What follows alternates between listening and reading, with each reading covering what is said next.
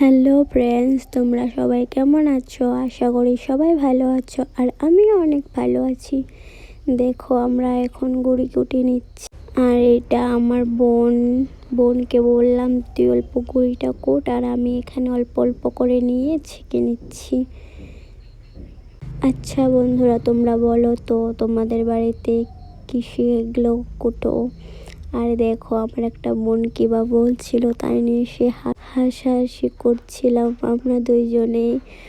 কি বা একটা কথা বলেছিল, ঠিক মনে নেই।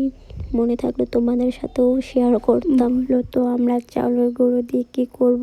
ও হ্যাঁ, তোমরা কীভাবে বলবে আমি বলে দিচ্ছি। আমরা আজকে চালের গুঁড়ো।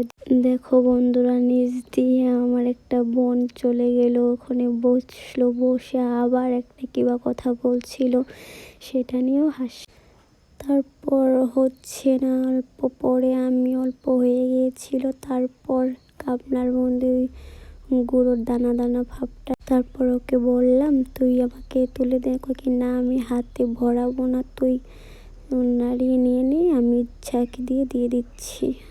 তারপর গামলার মধ্যে অল্প ছিল, সেটা ও ঢেলে নিল।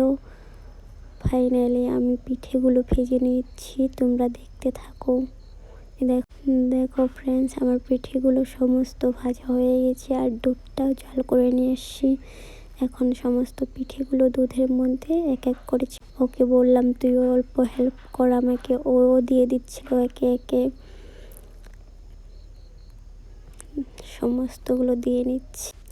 আর আমার ভিডিওটা যদি তোমাদের ভালো লাগে, লাইক কমেন্ট শেয়ার করতে ভুলবে না। এই মিনি ব্লগটা তোমাদের কেমন লাগলো সবাই কমেন্টসে বলো।